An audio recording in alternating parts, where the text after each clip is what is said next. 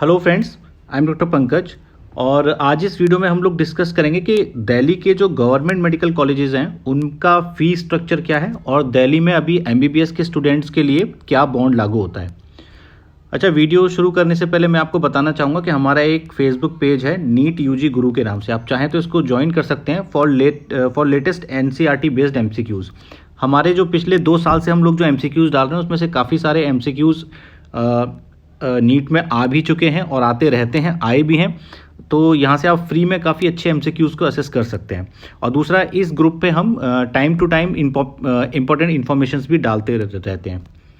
तो देखिए, मेरे पास काफ़ी दिन से रिक्वेस्ट आई थी कि सर जो लेटेस्ट फ़ी क्या चल रही है उसके बारे में कुछ एक वीडियो लेके आइए। तो देखिए, अब ना इसमें बहुत डिटेल में तो मैं नहीं जा सकता, इतना टाइम होता नहीं है, बट मैं आपको एक रफ आइडिया देता हूँ कि जो एनुअल फ़ी है दिल्ली के डिफरेंट कॉलेजेस के अंदर, वो लगभग 1500 रुपये सालाना से लेके 1 लाख रुपए सालाना तक है।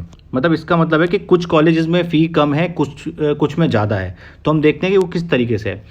फॉर एग्जांपल मैं 3 कॉलेज लेता हूँ, मौलाना आज़ाद जिसको एमएमसी के नाम से जानते हैं, यूनिवर्सिटी कॉलेज और लेडी हार्डिंग।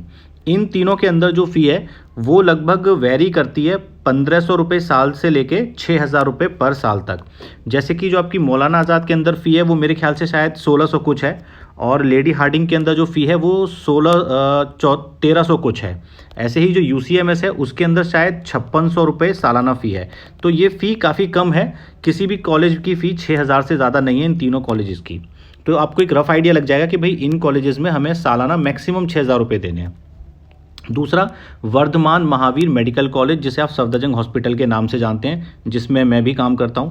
तो इसके अंदर जो फ़ी है वो है 36,000 रुपये पर ईयर, मतलब कि 36,000 पर ईयर आपको देने इस कॉलेज में पढ़ने के लिए, जो कि काफ़ी कम ही है देखा जाए तो। फिर है एनडीएमसी मेडिकल कॉलेज जिसके अंदर हिंदूराव हॉस्पिटल आता है, इसमें भी मैं काम कर चुका हूँ, और इसके अंदर जो फीस है वो लगभग 50,000 रुपये सालाना फ़ी आपको देनी पड़ती है एमबीबीएस के लिए।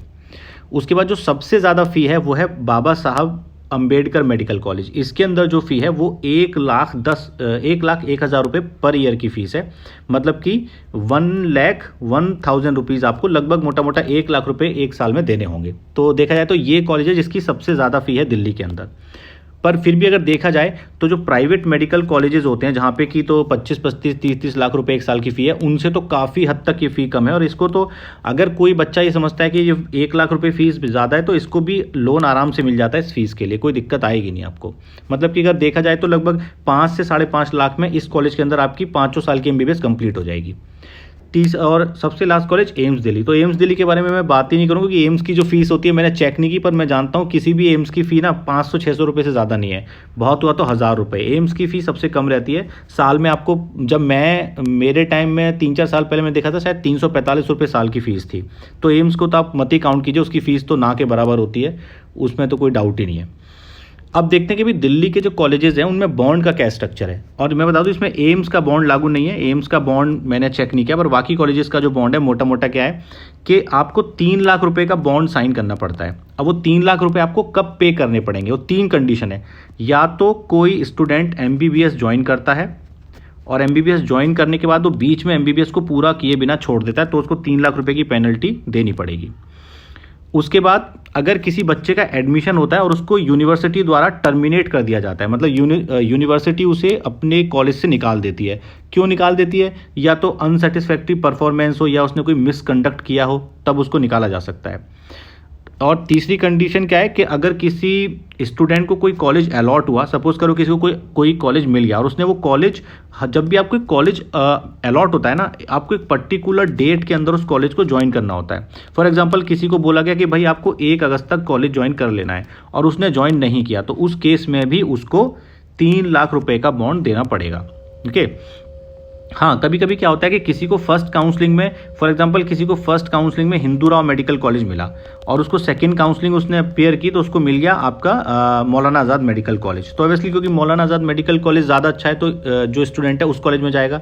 तो तब अगर वो हिंदूराव कॉलेज से रिज़ाइन करेगा तो उसको कोई पेनल्टी नहीं देनी पड़ेगी। तो मोटा मोटा देखा जाए तो लगभग 3 लाख रुपये का बॉन्ड है। और दिल्ली में तो बॉन्ड सोचते नहीं, क्योंकि दिल्ली में जो बच्चा एक बार आ जाता है वो दिल्ली छोड़ता तो है ही नहीं। वो भाई ऑब्वियसली दिल्ली का कॉलेज है, कोई क्यों छोड़ेगा? कोई बहुत ही ज़्यादा ऐसे सर्कमस्टांसेस होंगे कि इंसान ये कॉलेजेस छोड़े।